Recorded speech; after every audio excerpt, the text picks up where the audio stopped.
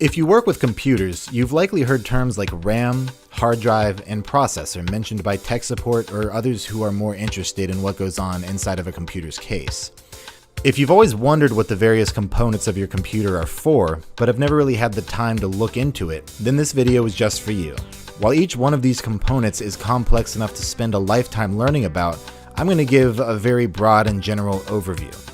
A typical desktop computer comes down to these 7 essential parts: case, power supply, motherboard, CPU, RAM, hard drive, and graphics cards. These are the fundamental parts of any desktop computer. It may seem daunting at first, so let's separate these into 2 categories: simple ones and the more complex ones. For starters, let's look at the case. The case is nothing more than a big hunk of plastic that houses everything else. Some of them have more or less physical space, some of them have different parts where you can put screws in or this or that, but at the end of the day, all the case really does is provide a nice enclosed system for everything else. Next up, we have the power supply. This part of your computer, almost always located on the bottom, is the part that plugs into the wall and provides all of the other parts with the electricity needed to do their thing. You can think of it as an extremely advanced AC adapter. The last of the simple parts to mention is the motherboard. The motherboard is a wide and flat circuit board that all of the other components plug into. It's the part that lets all of these components send electrical currents, composing data, between each other. While not particularly expensive, the motherboard is arguably the most important component because without it, you'd have nowhere to put anything else.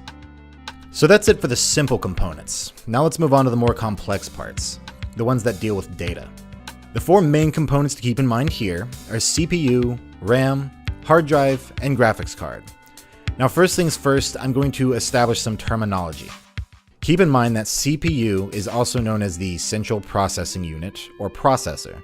These terms all refer to the same thing. They are completely interchangeable. RAM stands for Random Access Memory and is often referred to as just memory. A hard drive is often referred to as a disk drive or storage. And a graphics card is also known as a GPU or graphics processing unit. For this explanation, I'll be using the terms CPU, RAM, hard drive, and graphics card. So let's start with the CPU.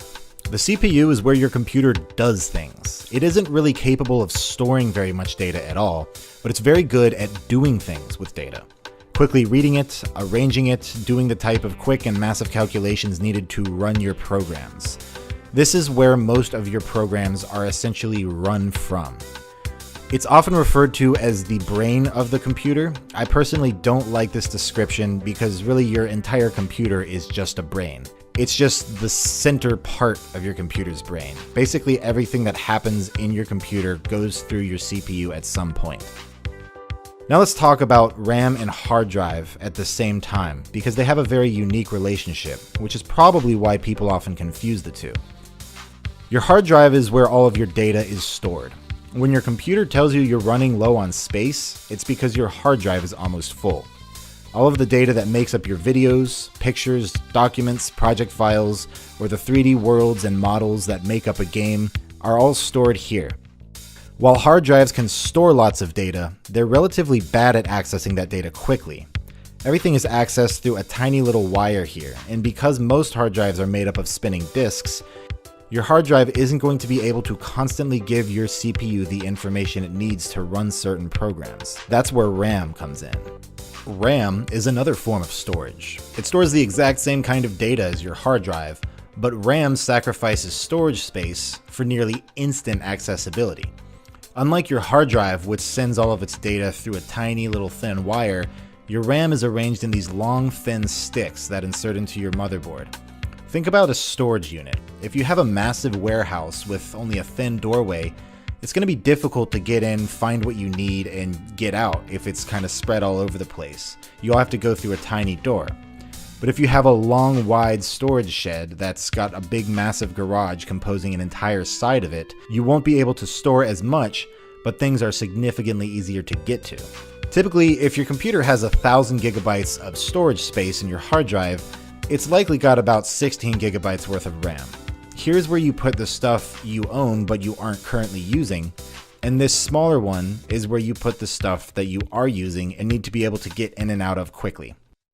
When you run a program or a project file, your CPU identifies what parts of data are needed for that program to run. It pulls them from your hard drive, and then it stores them in your RAM sticks for quick accessibility. This is why when you start a new level of a game, for instance, it has to load. Anytime you see loading, it's loading the data that composes that level from your bulky hard drive into your RAM. From a user's perspective, just follow this rule of thumb. RAM allows you to run intensive programs, while disk space allows you to have more of these programs installed. It also allows you to have more of the data they're referencing, whether it be pictures, videos, or mods. And finally, we get to the graphics card. With all of the calculations going on in your computer to turn a bunch of numbers that basically come down to ones and zeros into a constantly updated three-dimensional world, the final and most important and arguably most difficult step is to display that on your monitor. It's possible for your motherboard to do this alone, but it's not going to look good, and it's certainly not going to be able to do much. Your graphics card is essentially an entire computer in and of itself, dedicated to the sole task of figuring out what pixels need to light up on your screen, in what color, and at what time. If you were playing a game that had a very busy and high texture world with lots of models and different angles and colors, your CPU is the thing that creates that world. It knows where the stuff is, and it does so with data that's been stored in your RAM, which was loaded out of your hard drive, but it's your graphics card that figures out what it's supposed to look like based on where you're standing in the world. Without getting too off topic here, if you're somebody who likes math, I highly recommend you look up fast inverse square root, which is directly related to how three-dimensional worlds calculate perspectives. So that pretty much sums it up. There are other components worth mentioning, such as cooling systems or internal wireless cards, but really those are extras. So to summarize what I talked about so far, the case stores everything in a physical box, the power supply gives electricity to what needs it, the motherboard is the body that everything plugs into, the CPU does everything, RAM stores data that is needed for quick access, hard drives store everything that you have installed and the data that goes along with those programs, while the graphics card figures out how it's all supposed to look on your monitor. Well, thank you very much for watching. I hope I helped, and if you have any questions, feel free to leave a comment and I'll do my best to answer them. Liking and subscribing is always a big help, and I plan to put out many more videos explaining technical concepts such as this one.